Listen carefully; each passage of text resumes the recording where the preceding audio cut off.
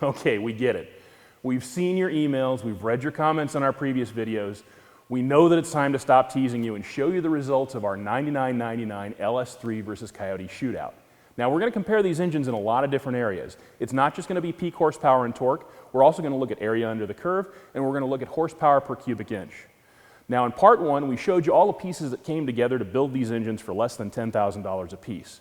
Now we're going to go out to West Tech Performance in Mira Loma, California, where Mark Earhart is going to take us through the dyno testing of our LS3 and our Coyote.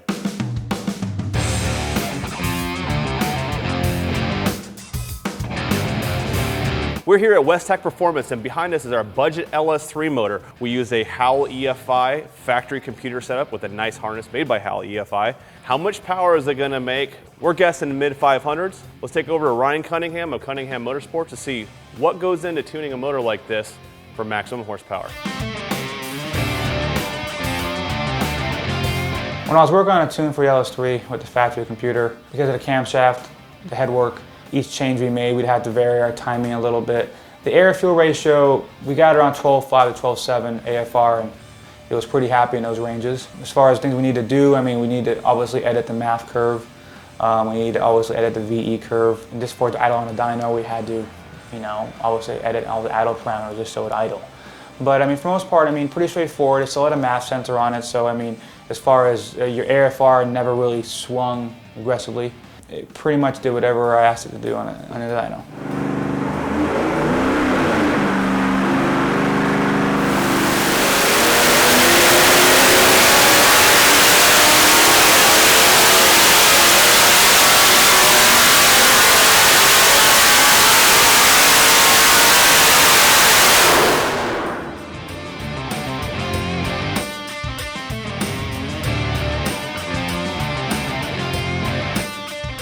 Hey, good numbers from the LS3, but the pushrod engine has got a displacement advantage here. But will the Ford engine's ability to rev higher with that dual overhead cam design let it make big power and beat out the Chevy? Let's find out.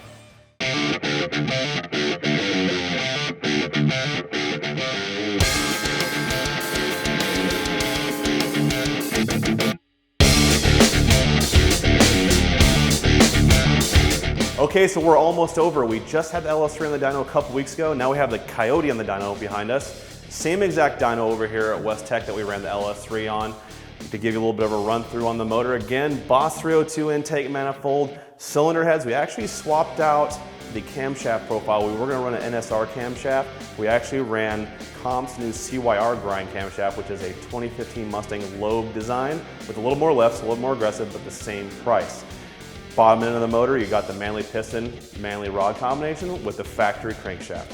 Now on the Coyote, it was pretty simple. I mean, I already had my MAF curve already set up. The minute I put my parameters I needed in for the variable valve timing with the aftermarket camshafts, all I had to do was pretty much do a pull on it, make a few tweaks to the variable valve timing, verify that my AFR was correct, and go from there. No real hiccups there.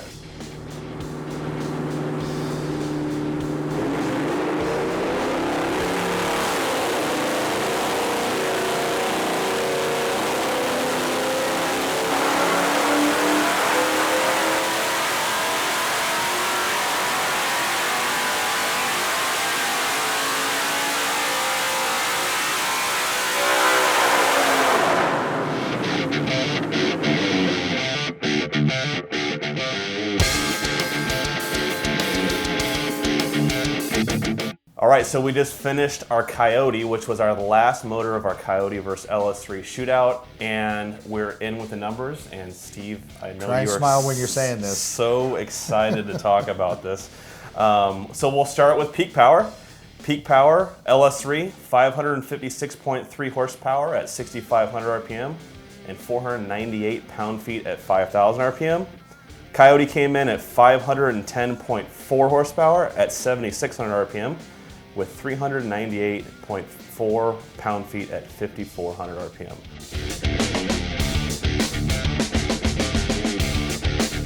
Up next is the average numbers.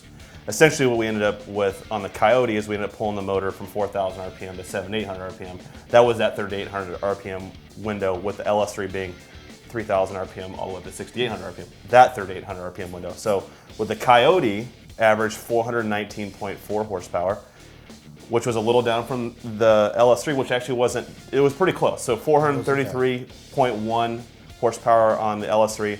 So the LS3 made 13.7 more horsepower average across that 3,000 RPM curve. As far as torque goes, that's a different story. The Coyote put out 372.9 pound-feet with 459.3 pound-feet for the LS3. So essentially the LS3 came out 86.4 pound-feet of torque across the power band. Obviously pulling the LS3 to lower RPM and the Coyote at a little bit higher RPM.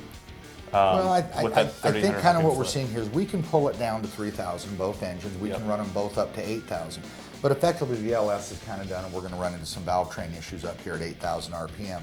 So you and I had to discuss this and say, how can we kind of fairly compare these two? And so we decided to pick this 38 to 4,000 RPM range, and in the sweetest spot of both engines. You can't really compare two engines when one revs 1,000 RPM higher than the other to make peak. So we just kind of had to take and do what we thought was the best as far as taking the best average in the operating range. Exactly. Power per cubic inch, Coyote wins this one.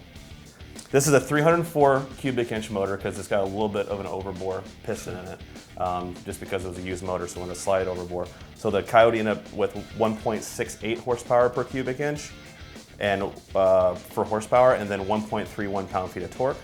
The 376 was 1.47 horsepower, 1.32 pound-feet, so it's really close on the torque, but the Coyote overall won. And if you actually had a 376 cubic inch Coyote, it would have made 631 horsepower. Admittedly, if the head could keep up that far, and there's no question about that. Look, a 4-valve head, it's superior to a 2-valve head. You know, and it's suffering cubic inch wise, there's no doubt about that. And you're right, more cubic inches, but I'm not sure that the viewers really understand how good these late model engines are. You know, in some of the older pushrod stuff, a standard small block or big block Chevy, smaller big block Ford, kind of a number that I target on a pump gas engine and say this is a really good one is 1.25 pound-feet per cubic inch. And these things are knocking down 1.3 just, and they're just kind of stocker, kind of freshen up, rebuild things. So these late model motors really do some really very special stuff. So then our last thing that we measured power-wise here was gains over stock. So we basically said, what's a 2013 Mustang make? Obviously, Mustangs have made different power between 11 to 12, 13 to 14, and 15 and up. So we kind of target that middle range of the Mustang versus a 2013 Camaro. So a 2013 Mustang GT makes 420 horsepower and 390 pound-feet of torque, advertised by the manufacturer.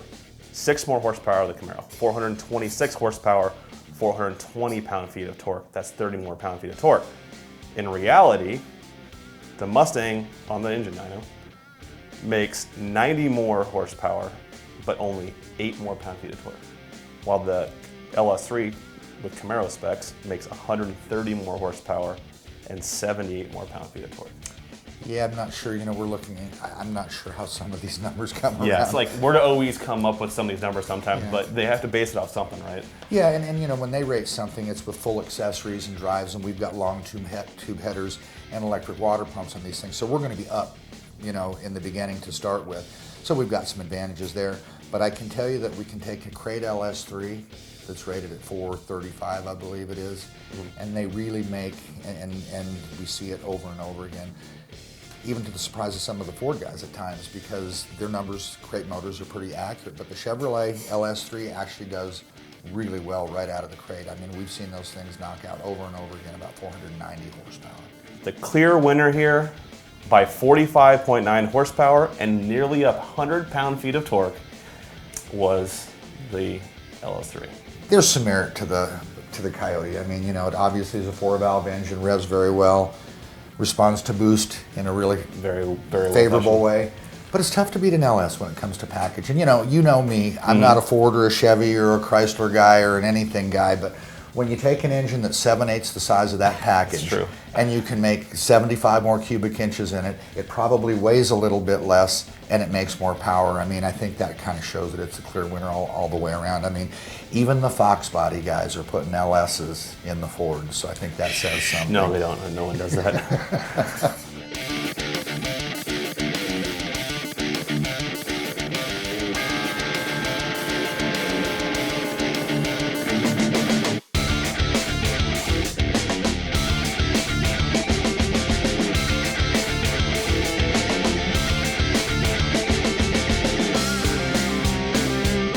right, so the LS3 wins our $99.99 budget shootout. Would the results have been different if we'd had a different budget? Probably so. Ford guys, be sure and let us have it in the comments. Tell us where we screwed up. And everybody, let us know what you want to see next. For EngineLabs, I'm Paul Huizinga. We'll see you next time.